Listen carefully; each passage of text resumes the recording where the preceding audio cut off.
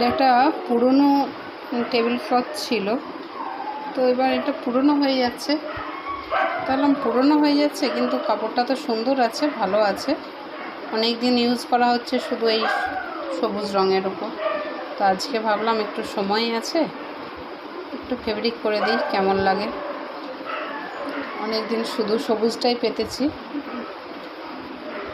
এবার একটু এটার সঙ্গে সাদা করে দিলে লুকটা কীরকম আসে দেখা যাক।